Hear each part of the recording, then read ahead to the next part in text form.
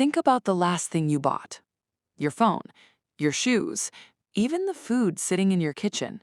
These products were made by different companies in different countries and traveled thousands of miles before reaching you.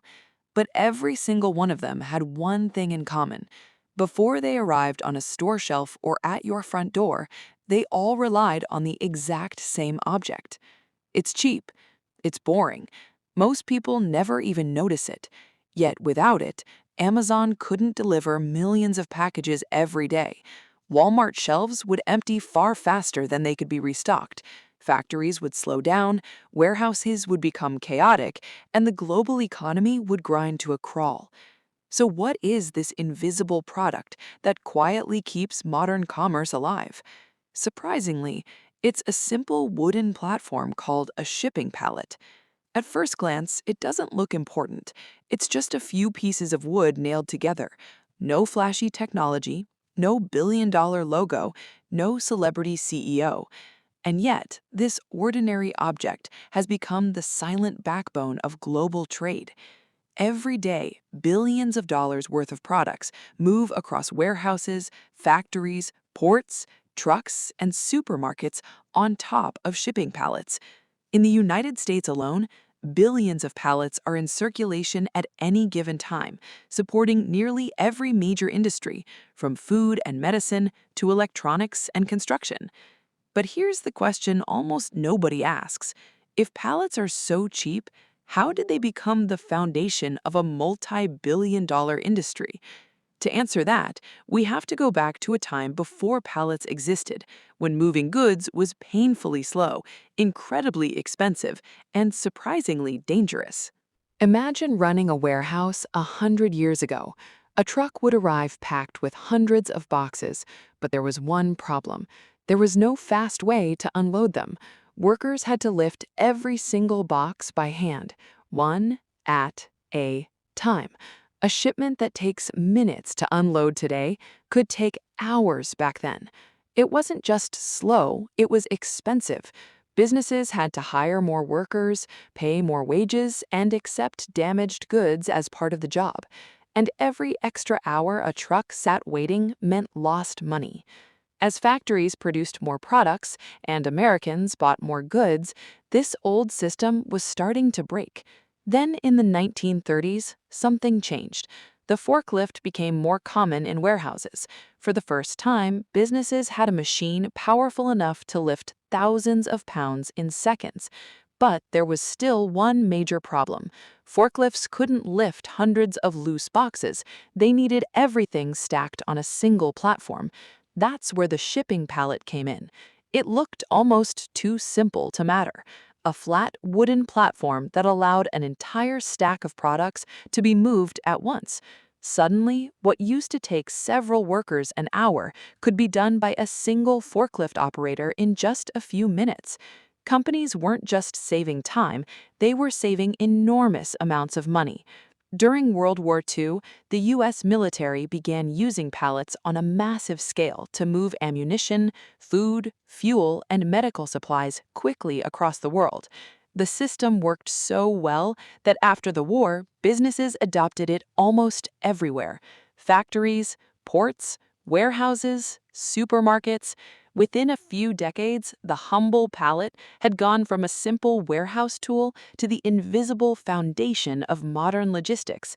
But here's where the story gets interesting. Selling wooden pallets isn't actually where the biggest money is made. The real business starts after the pallet leaves the factory. If you think pallet companies simply cut wood, build pallets, and sell them once, you're only seeing the smallest part of the business. Because the real money isn't in making pallets, it's in keeping them moving. Think about a company like Amazon. Every single day, millions of products arrive at fulfillment centers from thousands of suppliers. If every shipment used a different size or poor quality pallet, warehouses would turn into chaos. Forklifts would slow down, storage systems wouldn't line up, and damaged goods would become far more common. That's why the pallet industry evolved into something much bigger than manufacturing. It became a logistics business. Today, many companies don't even own the pallets they use. Instead, they rent them. Here's how it works. A manufacturer loads products onto rented pallets and ships them to a retailer. Once the products are unloaded, those empty pallets don't get thrown away. They're collected, inspected, repaired if necessary, and sent back into circulation for another shipment. The same pallet can make dozens, even hundreds of trips during its lifetime. That completely changes the economics. Instead of earning money once from a single sale, pallet companies can generate recurring revenue from the same asset again and again. It's a business model surprisingly similar to leasing cars or renting industrial equipment. And because millions of pallets are constantly moving between factories, warehouses, and stores, managing them has become a massive industry of its own. Companies now use GPS tracking, RFID tags, warehouse software, and nationwide recovery networks just to know where their pallets are. A simple wooden platform has quietly become part of a sophisticated supply chain powered by technology, data, and logistics. But the biggest surprise is still ahead, because one company discovered a way to turn ordinary wooden pallets into a global empire worth billions of dollars. If pallets are so valuable, why doesn't everyone just take them? The truth is, they do. Every year, millions of pallets simply disappear. Some are accidentally thrown away, others are sold for scrap wood, and many are stolen because to the average person, they look like nothing more than a few pieces of old timber. But to a logistics company, a missing pallet isn't just a piece of wood, it's a lost asset. Now, imagine that happening millions of times every year. The losses quickly add up to millions of dollars. That's why an entire industry has formed around recovering, repairing, and recycling pallets. When a pallet is damaged, it usually isn't thrown away. Technicians inspect it, replace broken boards, reinforce weak sections, and send it back into circulation. A repaired pallet costs far less than building a brand new one, making repairs an easy business decision. Even pallets that can't be repaired still have value. The wood can be recycled into landscaping mulch, biomass fuel, animal bedding, furniture, or other industrial products.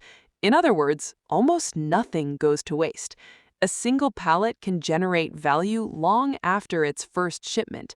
This creates yet another stream of revenue that most people never think about. And that's what makes this industry so remarkable.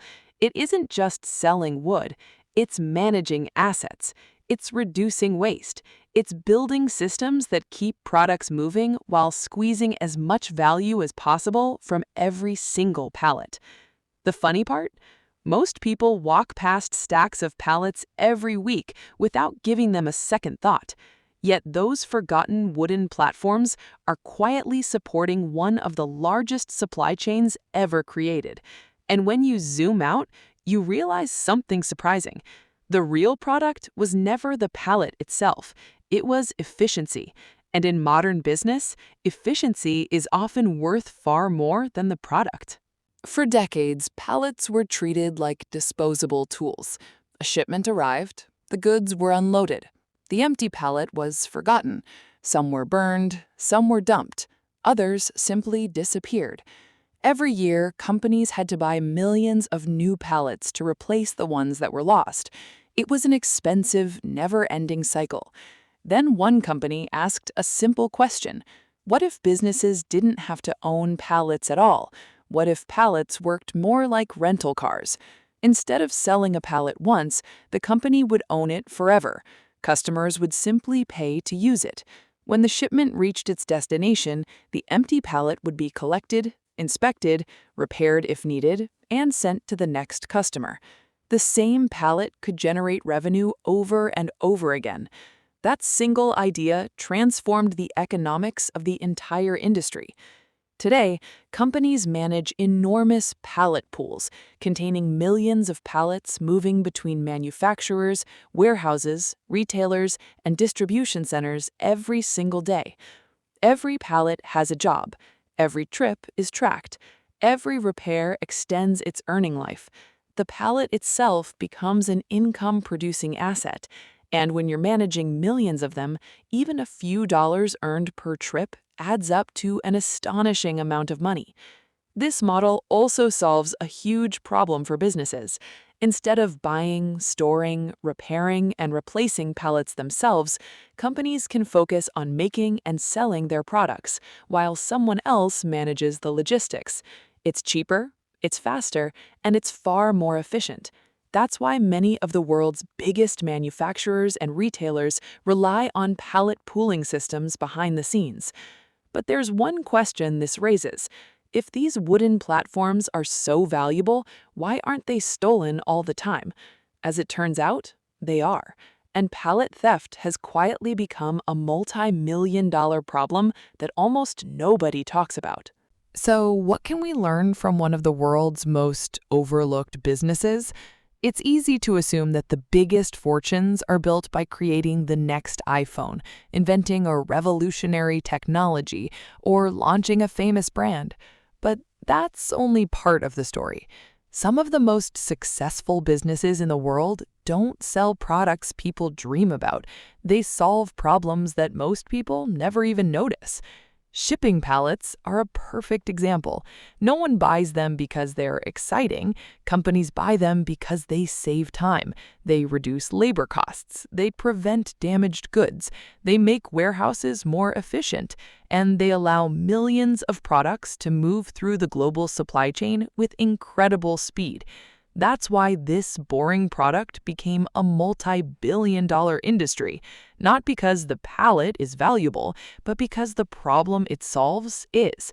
In business, the biggest opportunities often hide inside the biggest inefficiencies. The companies that become indispensable aren't always the most visible. They're the ones quietly making everyone else's business work better. So the next time you're walking through a supermarket, waiting for an Amazon package, or seeing a truck unload goods behind a store, remember this. Before those products reached you, they almost certainly spent part of their journey on a simple wooden platform that most people never notice. And that ordinary piece of wood became the foundation of a business worth billions. Because sometimes the world's biggest opportunities aren't hiding in groundbreaking inventions. They're hiding in the everyday things everyone else ignores. If this video changed the way you see the world, subscribe, because there are hundreds of other invisible businesses quietly shaping your everyday life, and we're just getting started.